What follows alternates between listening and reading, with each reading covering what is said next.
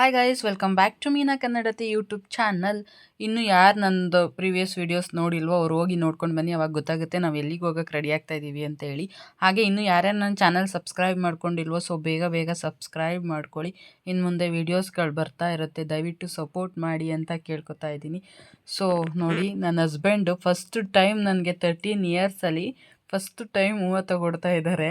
ಒಂದು ಕಡೆ ಖುಷಿ ಆಗ್ತಾಯಿತ್ತು, ಒಂದು ಕಡೆ ಅಳು ಬರ್ತಾಯಿತ್ತು, ಯಾಕೆ ಅಂತ ಗೊತ್ತಿಲ್ಲ. ಬಟ್ ಹೂವು ಅಂತೂ ತಗೊಟ್ರು, ಅದೊಂದು ಖುಷಿ ಆಯಿತು. ಅವ್ರು ಹೂವು ಮುಡಿಸಿ ಅಂತಂದರೆ ಹೇಗೆ ಮುಡಿಸ್ತಾ ಇದ್ದಾರೆ ನೋಡಿ, ತಗೊಟ್ಟು ಮುಡಿಸಿ ರೂಢಿ ಇದ್ದರೆ ತಾನೇ ಅದೆಲ್ಲ ಗೊತ್ತಾಗ್ತಾ ಇರುತ್ತೆ ಅವ್ರಿಗೆ. ಅವ್ರು ಮುಡಿಸ್ತಾ ಇದ್ದರೆ ನನ್ನ ಮೈಂಡ್ ವಾಯ್ಸ್ ಹೇಗಿರ್ತಾಯಿತ್ತು ಗೊತ್ತಾ? ಅದನ್ನು ಒಂದು ಕ್ಲಿಪ್ ಮಾಡಿ ಹಾಕ್ತೀನಿ ನೋಡಿ. ಎಷ್ಟು ಪರದಾಡ್ತಾ ಇದ್ದಾರೆ ಅಂತ ಹೇಳಿ ಹೂವು ಮುಡ್ಸೋಕ್ಕೆ ಅಂತ ಹೇಳಿ. ಸೊ ಇವಾಗ ನೋಡಿ ಹಾಕ್ತೀನಿ ನನ್ನ ಮೈಂಡ್ ವಾಯ್ಸ್ ಹೇಗಿತ್ತು ಅಂತ.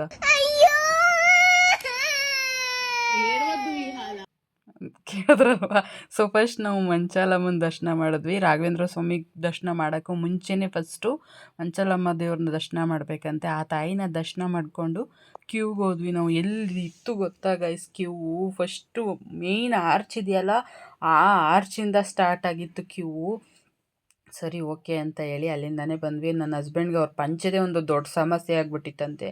ಅವ್ರಿಗೆ ಪಂಚೆ ಉಟ್ಕೊಳ್ಳೋಕ್ಕೂ ಬರೋಲ್ಲ, ಮೇಯ್ನಾಗಿ ಹೇಳಬೇಕು ಅಂತ ಅಂದರೆ. ನನಗೆ ಈ ಕ್ಯೂ ನೋಡಿ ಒಂದು ಸೆಕೆಂಡ್ ನಾವು ಮಂತ್ರಾಲಯಕ್ಕೆ ಬಂದಿದ್ದೀವ ಇಲ್ಲಾಂದರೆ ತಿರುಪ್ತಿಗೆ ಹೋಗ್ಬಿಟ್ಟಿದ್ದೀವ ಅನ್ನೋ ಅಷ್ಟು ಶಾಕ್ ಆಯಿತು. ಎಕ್ಸ್ಪೆಕ್ಟೇ ಮಾಡಿರಲಿಲ್ಲ ಇಷ್ಟು ಕ್ಯೂ ಇರ್ತದೆ, ಇಷ್ಟು ಜನ ಇರ್ತಾರೆ ಅಂತ ಹೇಳಿ. ಸಂಡೇ ಮಾತ್ರ ಯಾವತ್ತೂ ಹೋಗಬಾರ್ದು ಅನ್ನಿಸ್ಬಿಟ್ಟು. ಅದರಲ್ಲೂ ಇವಾಗ 355ನೇ ಆರಾಧನೆ ನಡೀತಾ ಇರೋದ್ರಿಂದ ಸಿಕ್ಕಾಪಟ್ಟೆ ಜನ ಇದ್ದರು. ಸೊ ಈ ಥರ ಕೂತಿದ್ದು ನಿಂತಿದ್ದು ರೆಸ್ಟ್ ಮಾಡ್ಕೊಂಡಿದ್ದು 2 ಅವರ್ ಆದಮೇಲೆ ದರ್ಶನ ಮಾಡಿದ್ವಿ. ಅದೇನು ಆಯಾಸ ಆಗಿತ್ತೋ ಅಷ್ಟು ಆಯಾಸನೂ ಆ ಕ್ಷಣಕ್ಕೆ ಹೊರಟೋಗ್ಬಿಡ್ತು. ನನ್ನ ಅಪ್ಪನ ತಂದೆನ ನೋಡಿದ ತಕ್ಷಣ ಅಷ್ಟು ನೆಮ್ಮದಿಯಾಗಿ ದರ್ಶನ ಆಯಿತು. ಆಗಿದ್ದೇ 1 ಸೆಕೆಂಡ್ 2 ಸೆಕೆಂಡ್ ದರ್ಶನ ಇರ್ಬೋದು, ಆದರೆ ಅದೂ ಸಹ ನೆಮ್ಮದಿ ಆಗೈತು ನೋಡಿ. ಎಲ್ಲಿ ನೋಡಿದ್ರು ಜನಗಳು. ಅಪ್ಪ ಅಷ್ಟೊಂದು ಒದ್ದಾಡ್ಕೊಂಡು ಬಂದು ಇಲ್ಲಿ ನಿಂತ್ಕೊಂಡ್ಮೇಲೆ ಏನು ಕೇಳ್ಕೊಬೇಕಂತಲೇ ಗೊತ್ತಾಗಲಿಲ್ಲ ನನಗೆ. ಸೀರಿಯಸ್ ಆಗಿ ಅಷ್ಟೊಂದು ಹೋಗಲೇಬೇಕು, ಮಾಡಲೇಬೇಕು, ಪರದಾಡ್ಕೊಂಡು 4 ವರ್ಷದಿಂದ ನಾವು ದರ್ಶನ ಮಾಡಿದೆ, ವಾಪಸ್ ಬಂದಿದ್ದು. ಆವಾಗ ಹೊಡ್ತ ಸ್ಟಾರ್ಟ್ ಆಗಿದ್ದು. ಎಲ್ಲ ನೆನೆಸ್ಕೊಂಡು ಇನ್ನು ಮುಂದಕ್ಕಾದ್ರು ನಮ್ಮ ಜೀವನ ಸರಿ ಮಾಡಪ್ಪ ಅಂತ ಅಷ್ಟೇ ನಾನು ಬೇಡಿದ್ದೋ ಹೊರತು ಆ ಕ್ಷಣಕ್ಕೆ ಸೀರಿಯಸ್ ಆಗಿ ಏನು ಬೇಡ್ಕೋಬೇಕಂತಲೇ ನನಗೆ ಗೊತ್ತಾಗಲಿಲ್ಲ. ಯಾಕೆಂದರೆ ಎಲ್ಲ ಅವ್ರಿಗೆ ಗೊತ್ತಿಲ್ಲದೆ ಇರೋದು ಏನೂ ಇಲ್ಲ. ಕೆಳಗೆ ಬಿದ್ದಿದ್ದೀವಿ, ಮೇಕ್ಕೆ ಎತ್ತಲ್ವೋ ಎಲ್ಲವೂ ಅವ್ರಿಗೆ ಸೇರಿದ್ದು. ಫೈನಲಾಗಿ ಬಂದು ಆಚೆ ಕೂತ್ಕೊಂಡು ಬೇಜಾರು ಏನಪ್ಪ ಒಂದೇ ಒಂದು ಆಗಿದ್ದು ಅಂದರೆ, ಮಂತ್ರಾಕ್ಷತೆ ಆಗಲಿ, ಪ್ರಸಾದ ಆಗಲಿ, ಮನೆಗೆ ತಗೊಬರೋಕ್ಕೆ ಪ್ರಸಾದ ಆಗಲಿ ಏನೂ ಸಿಗಲಿಲ್ಲ. ಯಾಕೆ ಅಂದರೆ ಅವತ್ತು ರಾಯರದು ಏಕಾದಶಿ ಅಂತೆ, ರಾಯರು ಉಪವಾಸ ಇರ್ತಾರೆ ಅಂತ ಹೇಳಿ ಅವತ್ತು ಪ್ರಸಾದ ಆಗಲಿ, ಮಂತ್ರಾಕ್ಷತೆ ಆಗಲಿ ಏನನ್ನೂ ಸಹ ಕೊಡಲ್ವಂತೆ. ಒಂದು ತೀರ್ಥನೂ ಸಹ ಕೊಡಲಿಲ್ಲ. ಅದು ತುಂಬಾ ಬೇಜಾರಾಯಿತು. ಸೊ ಇಟ್ಸ್ ಓಕೆ, ದರ್ಶನ ಅಂತೂ ನೆಮ್ಮದಿಯಾಗೈತಲ್ಲ ಸಾಕಂತ ಸುಮ್ಮನೆ ದರ್ಶನ ಎಲ್ಲ ಮಾಡಿಕೊಂಡು ರೂಮಿಗೆ ಬಂದು ಒಂದು 10 ನಿಮಿಷ ರೆಸ್ಟ್ ಮಾಡಿ ನೋಡಿ. ಈಗ ಇವರು ಸಾಹೇಬ್ರು ಪಂಚ ಬಿಚ್ಚಾಕೋದಿಗೆ ಫ್ರೀಯಾಗಿ ಹೀರೋ ಥರ ನನ್ನ ಪಾಲ್ಗೆ ವಿಲನ್ನೇ ರೆಡಿಯಾಗಿ ಕೂತ್ಕೊಂಡ್ಬಿಟ್ರೆ. ಚೇಂಜ್ ಮಾಡ್ಕೊಂಡು ನಾನೇ ಚೂಡಿದಾರ್ ತರಲಿಲ್ಲ, ಮರ್ತೋಯ್ತು. ಇವ್ರಿಗೆ 2 ಸೆಟ್ ಹಾಕಿದ್ದೀನಿ. ನಾನು ಪ್ಯಾಂಟು ಶರ್ಟ್ ತಂದ್ಕೊಬಿಟ್ಟಿದ್ದೀನಿ, ಅದಕ್ಕೆ ಪಂಚೆ ಕ್ಯಾರಿ ಮಾಡಕ್ ಬರಲ್ಲ. ಏನಿಲ್ಲ ನೋಡಿ, ಅವರೆಲ್ಲ ರೆಡಿಯಾಗಿದ್ದಾರೆ. ನಾನು ಮಾತ್ರ ಇದೇ ಸೀರೆ. ಇವಾಗ ಬೇರೆ ಕಡೆ ದೇವಸ್ಥಾನಕ್ಕೆ ಹತ್ರ ಇರೋದಕ್ಕೆಲ್ಲ ಕರ್ಕೊಂಡು ಹೋಗ್ತೀವಿ ಅಂತ ಹೇಳಿದ್ದಾರೆ. ಕ್ಯಾಬ್ ಬುಕ್ ಮಾಡಿಬಿಟ್ಟಿದ್ದಾರೆ ಬೆಳಗ್ಗೆನೇ ಇವರು. ಸೊ ಕಾರಲ್ಲಿ ಬಂದ್ವಲ್ಲ, ಪ್ಯಾಕೇಜ್ ಹೇಳು ಎಷ್ಟು ಅಂತ. ನಮ್ಮನ್ನ ಸ್ಟೇಷನ್ನಿಂದ ಪಿಕಪ್ ಮಾಡಿ ತಿರ್ಗಾ ಸ್ಟೇಷನ್ ತನಕನೇ ಡ್ರಾಪ್ ಮಾಡೋ ತನಕನೇ ಅವ್ರಿಗೆ 2,500 ಕೇಳಿದ್ರು. ನಾನು 2,000 ಹೇಳಿದೆ. ಆಮೇಲೆ ಫೈನಲ್ ಆಗಿ ಇವರು 2,200 ಮಾಡಿದ್ರು. ಏನಂದರೆ ಒಬ್ಬೊಬ್ರು ಬಂದರೆ ಅದು ವರ್ತಲ್ಲ.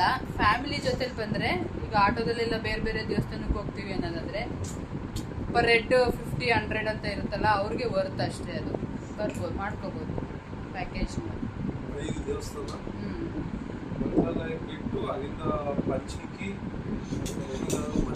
ಯಾವ್ದ್ಯಾವ್ದೋ ಹೇಳಿದ್ರು 5 ದೇವಸ್ಥಾನ ಕರ್ಕೊಂಡೋಗಿ ಸ್ಟೇಷನ್ ಹತ್ರ ಡ್ರಾಪ್ ಆಗ್ತಾರೆ. ಇಷ್ಟು. ಇವಾಗ ಸದ್ಯಕ್ಕೆ ದೇವಸ್ಥಾನದಲ್ಲಿ ಪ್ರಸಾದ ಇವತ್ತು ಏಕಾದಶಿ ರಾಯರ ಏಕಾದಶಿ ಅಂತ ಇವತ್ತು ಪ್ರಸಾದನೂ ಇಲ್ವಂತೆ. ತಿರ್ಗಾ ರಾಯರ ಉಪವಾಸ ಇರ್ತಾರೆ ಅಂತ ಹೇಳಿ ಹೋಟ್ಲಿಗೆ ಹೋಗಿ ತಂಗೆ ಊಟ ಮಾಡ್ಕೊಂಡು ಹೊರಡೋಣ. ಏನು ರಿಯಾಕ್ಷನ್ನು? ಸಾಂಬಾರ ಇಲ್ಲಿ ಇದು ಚಪಾತಿಗೆ ಸಾಗು ಇದು ಸಾಂಬಾರು. ಆಲ್ಮೇಸ್ ಬೇಗ ಬೇಗ ತಿಂದು ಖಾಲಿ ಮಾಡಬೇಕು. ಅದರಲ್ಲಿ ಏನು ಎತ್ಕೊಳ್ಳಂಗಿಲ್ಲ. ತಗೊಂಡ್ಬಿಡ್ತಾರೆ. ಏನು ತಿಂತ ಇದೆಯಾ? Curd rice chicken. ಸೊ ಲಂಚೆಲ್ಲ ಮುಗಿಸಿ ಇನ್ನು ಮಿಕ್ಕಿದ ದೇವಸ್ಥಾನಗಳು ನೋಡ್ಕೊಂಡು ಬರೋಣ ಅಂತ ಹೊರಟ್ವಿ. ತುಂಬ ಟ್ರಾಫಿಕ್ ಇತ್ತು. ಆ ಸಿಗ್ನಲಲ್ಲಿ ಟ್ರಾಫಿಕ್ ಎಲ್ಲ ಕ್ರಾಸ್ ಮಾಡಿ ಹೊರಟ್ವಿ. ಕಾರ್ ಹತ್ತಿದ ತಕ್ಷಣವೇ ಇಬ್ಬರು ನಿದ್ದೆಗೆ ಹೋಗ್ತಾಯಿದ್ರು. ಬಿಕಾಸ್ ಟ್ರೈನಲ್ಲೆಲ್ಲ ಕರೆಕ್ಟಾಗಿ ನಿದ್ದೆ ಇರಲಿಲ್ವಲ್ಲ ಹುಡುಗರಿಗೆ. ಸೊ ನಿದ್ದೆಗೆ ಹೋಗ್ತಾಯಿದ್ರು. ಫಸ್ಟು ನಾವು ಹೋಗಿದ್ದೆ ಅಭಯ ಆಂಜನೇಯಗೆ. Nice place. ಲಾಸ್ಟ್ ಟೈಮ್ ನಾವು ಇದನ್ನೆಲ್ಲ ಮಿಸ್ ಮಾಡ್ಕೊಂಡಿದ್ವಿ. ಈ ಟೈಮ್ ಎಲ್ಲನೂ ಫುಲ್ಫಿಲ್ ಮಾಡ್ಕೊಂಡು ಬಂದಿದ್ದೀವಿ. ಅದೊಂದು ಖುಷಿ. ಇದು ಒಂದೇ ಒಂದು ಕಲ್ಲಲ್ಲಿ ಕೆತ್ತಿರೋ ಅಂಥದ್ದು ವಿಗ್ರಹ. ಇಷ್ಟ ಆಯಿತು ನನಗೆ. ಅಲ್ಲೊಂದು ಫೋಟೋಸ್ಗಳು ವೀಡಿಯೋಸ್ಗಳೆಲ್ಲ ಮಾಡಿಕೊಂಡು ಆ ದರ್ಶನ ಮಾಡಿಕೊಂಡು ಅಲ್ಲೂ ನೆಕ್ಸ್ಟು ನಾವು ಇನ್ನೊಂದು ಟೆಂಪಲ್ಗೆ ಹೋದ್ವಿ. ಅದು ಬಂದು ಬಿಚ್ಚಾಲಮ್ಮ ಅಂತ ಹೇಳಿ. ಇದು ಅಷ್ಟೇ ಡಿಫ್ರೆಂಟಾಗಿದೆ ದೇವಸ್ಥಾನ. ನನಗೆ ಒಂದೊಂದು ದೇವಸ್ಥಾನಕ್ಕೆ ಹೋದಾಗ ಒಂದೊಂದು ಥರ ವೈಬ್. ಹೇಳೋಕ್ಕಾಗಲ್ಲ, ಅದು ಎಕ್ಸ್ಪ್ಲೈನ್ ಮಾಡೋಕ್ಕಾಗಲ್ಲ. ಬಟ್ ಚೆನ್ನಾಗಿತ್ತು. ಅದರಲ್ಲಿ ಏನಂತಂದರೆ ಒಂದು ಕಲ್ಲಿಗೆ ನೋಡಿ, ಒಂದು ವಿಗ್ರಹಗೆ ಈ ಥರ ಅಲಂಕಾರ ಮಾಡಿದರೆ ಎಷ್ಟು ಚೆನ್ನಾಗಿದೆ ಅಲ್ವಾ ಇದು. ನನಗೆ ಲಕ್ಷ್ಮೀ ಕೂರಿಸಿದ್ದೇ ನೆನಪಾಯಿತು. ನೆಕ್ಸ್ಟು ನಾವು ಹೋಗಿದ್ದು ರಾಯರ್ ವಿಶ್ರಾಂತಿ ಪಡೆಯುತ್ತಿದ್ದಂಥ ಸ್ಥಳಕ್ಕೆ. ಬಟ್ ಅಲ್ಲಿ ಅಲೋ ಇಲ್ಲ ಅಂತೆ ವೀಡಿಯೋಸ್ ಫೋಟೋಸ್ ಎಲ್ಲ. ಆಮೇಲೆ ಪಂಚಮುಖಿ ಆಂಜನೇಯಕ್ಕೂ ಹೋದ್ವಿ. ಅಲ್ಲೂ ವೀಡಿಯೋಸ್ ಅಲೋ ಇಲ್ಲ ಅಂತಂದರು. ತುಂಬ ಮಳೆ ಸ್ಟಾರ್ಟ್ ಆಗೋಯಿತು. ಮಳೆಯಲ್ಲೇ ನಿಂತ್ಕೊಂಡು ನಾವು ದರ್ಶನ ಎಲ್ಲ ಮಾಡಿಕೊಂಡು ರೂಮ್ ಹತ್ರ ಬಂದ್ವಿ.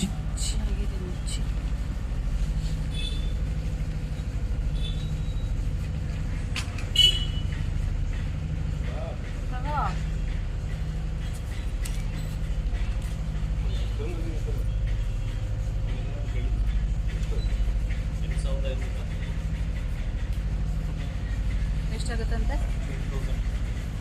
ಬೆಳ್ಳಿದು ಪ್ಯೂರ್ ಬೆಳ್ಳಿನ ಅದು?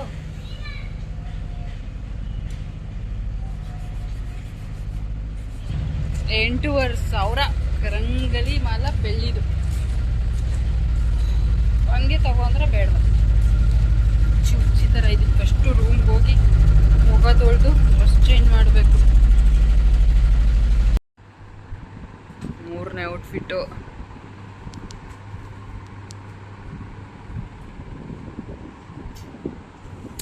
ಎಲ್ಲ ತಿರ್ಗಾ ಪ್ಯಾಕ್ ಆಗ್ತಾ ಇದೆ. ನೋಡಿದ್ರೆ ಕಳೆಕಾಯಿ ಮೇಯ್ತಾ ಇದ್ದಾಳೆ. ನಾನು ಚೇಂಜ್ ಮಾಡ್ಕೊಂಡಿದ್ದೀನಿ ಔಟ್ಫಿಟ್ಟು. ಇವಾಗ ಕೆಳಗಡೆ ಹೋಗ್ಬೇಕು ಊಟಕ್ಕೆ. ಟೈಮ್ ಬಂದು 8:28 ಆಗ್ತಾಯಿದೆ. 8:30 ಊಟ ಮಾಡ್ಕೊಂಡು ಇನ್ನೊಂದು ರೌಂಡ್ ತಿರುಗಾಡ್ಕೊಂಡು ಬಂದು ಕಾಲ್ಗೆ ಟ್ರೈನ್ ಇರೋದು 2:30 ಅಷ್ಟೊತ್ತಿಗೆ ಹೋಗ್ಬೇಕು. ಚೆಕ್ಔಟ್ ಮಾಡಬೇಕು. ನೈಟ್ ಟೈಮ್ ನೋಡಿ ಹೇಗೆ ಕಾಣ್ತಾ ಇದೆ ಅಂತ ಹೇಳಿ. 2 ಕಣ್ಣು ಸಾಲಲ್ಲ ಲೈಟಿಂಗ್ಸ್ ಎಲ್ಲ ನೋಡೋಕ್ಕೆ. ಅಯ್ಯಪ್ಪ, ಅಲ್ಲೇ ಮಲಗಿರೋರೆಲ್ಲ ಸುಮಾರು ಸೀಟ್ ಅಲ್ಲೇ ಸ್ಟೇ ಆಗ್ತಾಯಿದ್ರು. ಅಲ್ಲೇ ರಾಘವೇಂದ್ರ ಸ್ವಾಮಿಗಳ ಮಠದ ಮುಂದೆನೇ ಮಲ್ಕೋಬೇಕು ಅಂತ ಇದೆ. ಅದರಿಂದ ಹೇಳಿ ಸುಮಾರು ಸೀಟ್ ಅಲ್ಲೇ ಮಲಗಿದ್ರು. ನೀವು ನೋಡ್ಬೋದು. ಅದಕ್ಕೆ ನಾನು ಸುತ್ತ ತೋರಿಸ್ತಾ ಇದ್ದೀನಿ. ಮಳೆ ಹನಿ ಆಗ್ತಾಯಿತ್ತು, ಮಳೆ ಬರ್ತಾಯಿತ್ತು, ಆದರೂ ಸಹ ಅಲ್ಲೇ ಮಲಗಿದ್ರು. ನಾವು ದೇವಸ್ಥಾನದ ಹತ್ರ ಒಂದು ರೌಂಡ್ ಹಾಕ್ಕೊಂಡು ಊಟಕ್ಕೆ ಅಂತ ಬಂದ್ವಿ. ಅಲ್ಲೇ ಒಂದು ಹೋಟೆಲಿಗೆ ಬಂದ್ವಿ. ಪಡ್ಡು ದೋಸೆ ಇಡ್ಲಿ ತೊಗೊಂಡ್ವಿ. ಸೀರಿಯಸ್ ಆಗಿ ಒಂದು ಸ್ವಲ್ಪನೂ ಚೆನ್ನಾಗಿಲ್ಲ. ಉಪ್ಪಿಲ್ಲ, ಖಾರ ಇಲ್ಲ. ಟೇಸ್ಟ್ ಅಂದರೆ ಸ್ವಲ್ಪನೂ ಚೆನ್ನಾಗಿಲ್ಲ. ನಾನು ಹೋಟೆಲ್ ಹೆಸರನ್ನ ವಿಡಿಯೋ ಮಾಡ್ಕೊಂಡಿದ್ದಿದ್ರೆ ಸೀರಿಯಸ್ಲಿ ಮೆನ್ಷನ್ ಮಾಡ್ತಿದ್ದೆ. ನೆಕ್ಸ್ಟ್ ಟೈಮ್ ಯಾರು ಈ ಹೋಟೆಲ್ಗೆ ಹೋಗಬೇಡಿ ಅಂತ ಹೇಳಿ. ಆ ಇಡ್ಲಿಲೂ ಅಷ್ಟೇ ಸಾಂಬಾರು ಕೊಟ್ಟಿದ್ದಾರೆ, ಬಾಯಿಗೆ ಇಡೋಕೆ ಆಗ್ತಾ ಇರಲಿಲ್ಲ. ನಾನು ಪಡ್ಡು ಟೇಸ್ಟ್ ಮಾಡಿದ ತಕ್ಷಣವೇ ಹೇಳಿದೆ. ದೋಸೆ 2 ಆರ್ಡ್ರ್ ಮಾಡಿದ್ರು ನನ್ನ ಹಸ್ಬೆಂಡ್ಗೂ. ಬೇಡ ಒಂದೇ ಸಾಕಂತ ಹೇಳಿ ಕ್ಯಾನ್ಸಲ್ ಮಾಡಿಸ್ದೆ. ಹೊರಗಡೆ ಹೋಗಿ ಇನ್ನೇನಾದ್ರು ತಿಂದ್ರಾಯ್ತು ಅಂತೇಳಿ. ಆ ಮಸಾಲೆ ದೋಸೆನೂ ಅಷ್ಟೇ, ಆ ಪಲ್ಯಕ್ಕಂತೂ ಟೇಸ್ಟ್ ಅಂತೂ ಅಪ್ಪ ದೇವ, ಏನು ಹಿಂಗೆ ಮಾಡ್ತಾರೆ ಒಂದೊಂದು ಹೋಟೆಲಲ್ಲಿ ಅಂತಲೇ ಗೊತ್ತಾಗಲ್ಲ. ಸೊ ನಾವು ಅದಷ್ಟನ್ನೇ ತಿಂದು ವಾಪಸ್ಸು ಹೊರ್ಗಡೆ ಬಂದ್ವಿ, ಅಲ್ಲೇನಾದ್ರು ತಿನ್ನೋಣ ಅಂತ ಹೇಳಿ. ಟೊಮೊಟೊ ಸ್ಲೈಸು ಮತ್ತು ನಿಪ್ಪಿಟ್ಟು ಮಸಾಲ ಹೇಳಿದ್ವಿ. ನಾನು ಊರಲ್ಲಿ ತಿಂದಿದ್ದು ಟೊಮೊಟೊ ಸ್ಲೈಸು ಎಷ್ಟು ವರ್ಷ ಆಗಿತ್ತಂತಲೇ ಗೊತ್ತಿಲ್ಲ. ಆ ಟೊಮೊಟೊ ಸ್ಲೈಸ್ ತಿಂದು ನಾನು ಯಾವತ್ತೂ ತಿಂದಿದ್ದಾಯಿತು ಮಂತ್ರಾಲಯದಲ್ಲಿ. ನಿಪ್ಪಿಟ್ಟು ಮಸಾಲೆನೂ ಸಹ ತಿಂದ್ಕೊಂಡು ಹೊರಡ್ತಾಯಿದ್ವಿ. ಇದನ್ನು ಬೆಳಗ್ಗೆ ಹಾಕಿಸ್ಕೋಬೇಕಂತ ಹೇಳಿದ್ರು ನನ್ನ ಮಕ್ಕಳು, ಬಟ್ ಬರೋ ರಶ್ಶಲ್ಲಿ ತಿರ್ಗಾ ಅಲ್ಲಿ ನಮಗೆ ಹಾಕ್ಸೋಕ್ಕಾಗಲಿಲ್ಲ. ನೈಟ್ ಟೈಮ್ ಒಂದು 2-3 ಕಡೆ ಹುಡುಕ್ತೆ, ಸಿಕ್ಕಲಿಲ್ಲ. ಫೈನಲಾಗಿ ಅಲ್ಲಿ ಹೊರಗಡೆ ಸಿಕ್ಕಿದ್ರು ಅವರು. ಇದನ್ನೆಲ್ಲ ನಮಗೆ ಕ್ರೇಜ್ ಆವಾಗ ಚಿಕ್ಕವರಿದ್ದಾಗ ಈ ಥರ ಎಲ್ಲ ಹಾಕಿಸ್ಕೋಬೇಕಂತಂದರೆ ಮೆಹಂದಿನ. ಬಟ್ ಇವಾಗ ನನ್ನ ಮಕ್ಳಿಗೆ ಅಷ್ಟೇ ಕ್ರೇಜ್ ಇದೆ. ನಾವು ಅವ್ರ ಏಜೆಲ್ಲ ದಾಟಿ ಬಂದು ಇವಾಗ ನಾವು ಹಾಕಿಸ್ಕೊತಾ ಇದ್ದೀವಿ ನೋಡಿ ಅಲ್ಲಿ. ನಾನು ಬೇಡ ಬೇಡ ಅಂದೆ, ಹಂಗೂ ನನ್ನ ಹಸ್ಬೆಂಡ್ ಇರಲಿ ಪರವಾಗಿಲ್ಲ ಹಾಕಿಸ್ಕೊ ಅಂತ ಹೇಳಿ ಹಾಕಿಸ್ಕೊಟ್ರು. ಆಮೇಲೆ ಕೊನೆಗೆ ನಾನು ಅವ್ರಿಗೂ ಬಿಡಲಿಲ್ಲ, ಹಾಕಿಸ್ಕೊಟ್ಟೆ. ರಾಯರಿದ್ದಾರೆ ಅಂತ ಹೇಳಿ ಹಾಕಿಸ್ಕೊಂಡ್ರು ಅವರು. ಅವ್ರು ಒರಿಜಿನಲ್ ಟ್ಯಾಟೂನೇ ಹಾಕ್ಸ್ಕೋಬೇಕು ಅಂತ ಇದ್ದಾರೆ, ನಾನೇ ಬೇಡ ಅಂತೇಳಿ ನಿಲ್ಲಿಸಿದ್ದೀನಿ. ಫೈನಲಾಗಿ ಊಟ ಮಾಡಿ ಒಂದು ರೌಂಡ್ ಹೊಡೆದು ಬಂದು ರೂಮಲ್ಲಿ ಮಲಗಿದ್ದು ಎದ್ದು 2 ಗಂಟೆಗೆ ತಿರ್ಗಾ ರೆಡಿ ಆಯ್ತಾಯಿದ್ವಿ. ಬಿಕಾಸ್ 2 ಗಂಟೆಗೆ ಚೆಕ್ಔಟ್ ಮಾಡಬೇಕಿತ್ತು, 3:45ಗೆ ಟ್ರೈನ್ ಇತ್ತು. ಅದರಿಂದ ಹೇಳಿ ಎದ್ದು ರೆಡಿಯಾಗಿ ಕೂತ್ಕೋತಾ ಇದ್ದೆ. ನೋಡಿ, ಇದು ನಾವು ಮಾಡಿದಂಥ ರೂಮು. ನೀವು ಮಾಡಬೇಡಿ ಈ ಥರ ತಪ್ಪನ್ನ. ಏಕೆಂದರೆ ನಮಗೆ ಈ ಟೈಮಲ್ಲಿ ರೂಮ್ 1 ಡಬಲ್ ಹೇಳ್ತಾ ಇದ್ದಾರೆ. 355ನೇ ಆರಾಧನೆ ಇರೋದ್ರಿಂದ ರೂಮ್ 4-5 ರೂಮ್ ನೋಡಿದ್ವಿ, 1 ಡಬಲ್ ರೇಟ್ ಹೇಳಿದ್ರು. ಸೊ ಫೈನಲಾಗಿ ಇದನ್ನು ಮಾಡ್ಕೊಂಡ್ವಿ ಈ ರೂಮ್ನ. ಆ್ಯಂಡ್ ಸ್ಪೇಸಿನ ಬಗ್ಗೆ ಮಾತಾಡೋಂಗಿಲ್ಲ, ತುಂಬ ದೊಡ್ಡದಾಗಿ ಚೆನ್ನಾಗಿದೆ. 4 ಮೆಂಬರ್ಸ್ ಆರಾಮಾಗಿದ್ದು ಹೋಗ್ಬೋದು. ಬಟ್ ಪ್ರೈಸ್ ವೈಸ್ ಅಂತೂ ಡಬಲ್ ಅಂತಲೇ ಹೇಳ್ತೀನಿ. ಇವಾಗೆಲ್ಲ 12 ಅವರ್ಸ್ ಮಾಡಿಬಿಟ್ಟಿದ್ದಾರಂತೆ, ಅದರಿಂದ ಹೇಳಿ 1 ಡಬಲ್ ರೇಟ್ ತೊಗೋತಾ ಇದ್ದಾರೆ. ಫೈನಲಾಗಿ ನಾವು 2000 ಪೇ ಮಾಡಿ ಆಚೆ ಬಂದು ಕ್ಯಾಬ್ಗೆ ವೆಯ್ಟ್ ಮಾಡ್ತಾಯಿದ್ವಿ.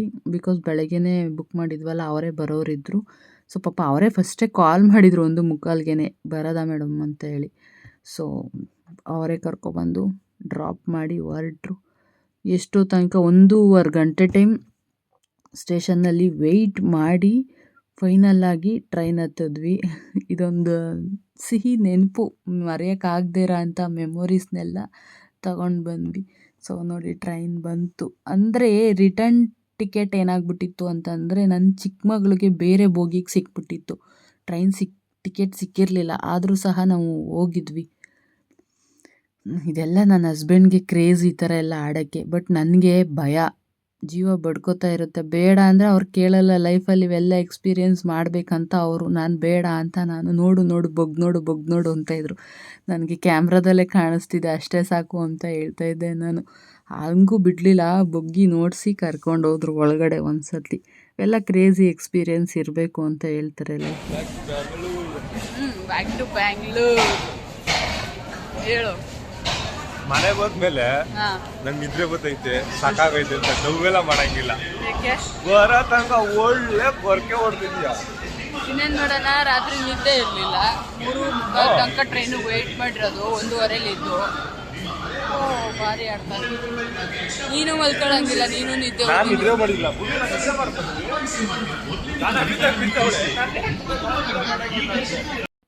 ಸೊ ಇದಾಗಿತ್ತು ನಮ್ಮ ಮಂತ್ರಾಲಯ ಟ್ರಿಪ್ ವಿಡಿಯೋಸ್. ನಿಮಗೆ ಇಷ್ಟ ಆಗಿದ್ದರೆ ನನ್ನ ಚಾನಲ್ನ ಲೈಕ್ ಮಾಡಿ, ಶೇರ್ ಮಾಡಿ, ಕಮೆಂಟ್ ಮಾಡಿ, ಸಬ್ಸ್ಕ್ರೈಬ್ ಮಾಡ್ಕೊಳ್ಳೋದು ಮಾತ್ರ ಮರಿಬೇಡಿ. ಮತ್ತೆ ಸಿಗುವ ನೆಕ್ಸ್ಟ್ ವಿಡಿಯೋದಲ್ಲಿ. ಸಬ್ಸ್ಕ್ರೈಬ್ ಮಾಡ್ಕೊಂಡು